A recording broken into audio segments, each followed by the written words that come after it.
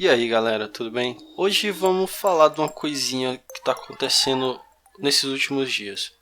Desde o começo agora eu já peço desculpa pelo pessoal que vai estar fazendo barulho. É porque eu resolvi gravar esse vídeo meio que para responder as discussões que estavam acontecendo hoje sobre esse acontecimento do estupro, do qual não vou falar diretamente dele, mas vou falar sobre uma definição que está sendo bem usada, tanto é que surgiu até um overlay para perfil de Facebook com essa causa da cultura do estupro. E muita gente que vem falando dela vem usando de forma um pouco errada, um pouco não, eu diria até muito, bastante errada, de forma distorcida a ideia da cultura do estupro. Geralmente as pessoas, pelo que eu vejo nos comentários, estão associando a cultura do estupro, tratando como se fosse uma cultura entre os homens, que todo homem é um estuprador. Que é confundido com outra frase que geralmente é bem dita no meio dos ativistas femininas, de que todo homem é um estuprador em potencial. Mas são duas coisas totalmente diferentes.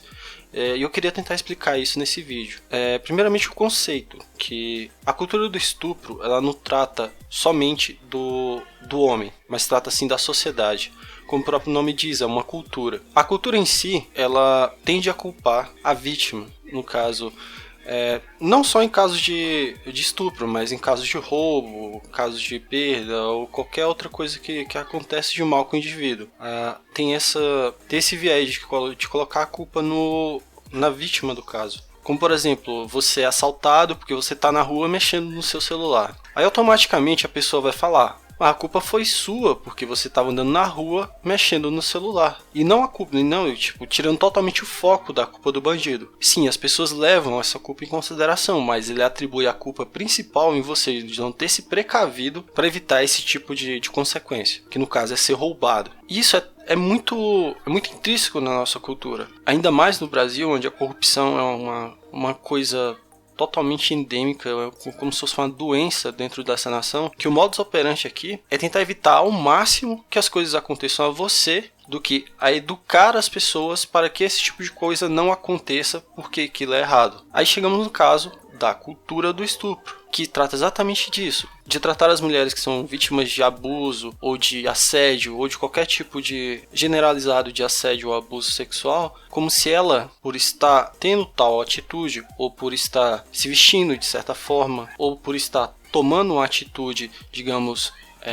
um pouco menos ortodoxa, vamos dizer, tratar de sexo de forma mais aberta, ou falar sobre sexo, ou dizer que gosta de sexo abertamente, as pessoas olham para isso e veem como se fosse uma desculpa para dizer que a culpa é dela e que ela mesma trouxe aquela consequência para ela a partir do momento que ela teve a sua sexualidade aberta, usar roupas que ela acha adequada ou que acha mais confortável, dependendo da ocasião. Isso não entra no mérito de que ela deva ser estuprada ou não, não entra nem em questão. A questão aqui existe sim uma cultura dentro da sociedade, não só brasileira, mas no mundo inteiro, onde a mulher que é liberta dos paradigmas e que a sociedade que sim é patriarcal, como eu já referenciei isso muito bem no vídeo sobre o feminismo, que sim tem atitudes que desfavorecem a mulher e colocam mulheres, ainda mais mulheres que têm essa sexualidade aberta e não têm vergonha de mostrar isso, como se fossem anomalias da sociedade, que algo não está certo com elas. E eu queria que as pessoas abrissem os olhos para isso, porque realmente existe esse comportamento.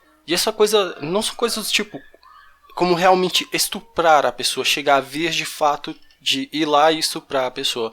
É como os homens geralmente abordam essas mulheres, como aquela encoxada que dão no ônibus, ou quando vão chegar para conhecer a mulher, digamos assim, falar com a mulher, já chegar tocando nela, pegando no cabelo, coisa que é muito comum em baladas, tomando algumas atitudes que claramente são reprováveis, como isso eu cansei de ver no tempo de escola, de meninos querendo tocar o corpo das meninas, contra a vontade delas. Isso era visto como se fosse brincadeira, coisa que agora se percebe que isso é uma coisa muito desagradável. Esses tipos de pequenos abusos que acontecem todos os dias, em todo lugar.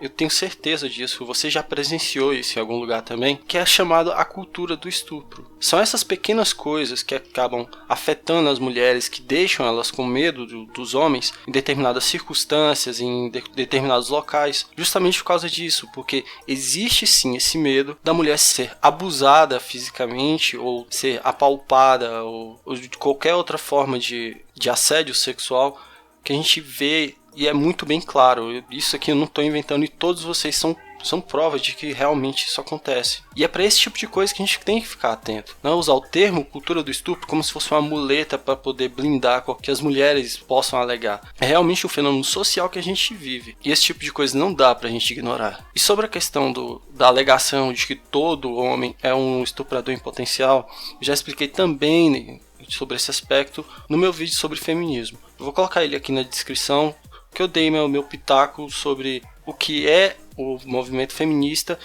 e o que ele representa e qual a sua importância dele na sociedade. Eu espero que tenha ficado claro meus pontos sobre o que é feminismo e sobre esse caso em específico do estupro dessa menina que aconteceu. Eu não vou me posicionar sobre o que aconteceu, queria só tratar desse tema mesmo. Espero que essa mensagem chegue um pouco mais adiante. Caso vocês vejam alguém usando o termo de forma errada, espero que você seja o primeiro a chegar lá e falar: não, cara, não é bem assim. E outra, quando for discutir sobre feminismo na internet, eu espero que as pessoas tenham um pouco mais de paciência e empatia, porque colocou feminismo no debate, hoje em dia na internet a coisa tem desandado de uma forma muito, muito degradante, que acaba fortalecendo esse tipo de preconceito com o movimento, ainda mais depois da terceira fase do feminismo. Bem, eu acho que eu já me estendi demais. Espero que vocês tenham gostado do vídeo explicativo para as pessoas que não sabiam e para as pessoas que já sabem qual a definição do tema. Eu espero que essa reflexão possa reforçar algum ponto, ou que eu possa ter dito alguma coisa de que você não tinha pensado ainda. E demais, é só isso mesmo, galera. Vejo vocês na próxima e até mais.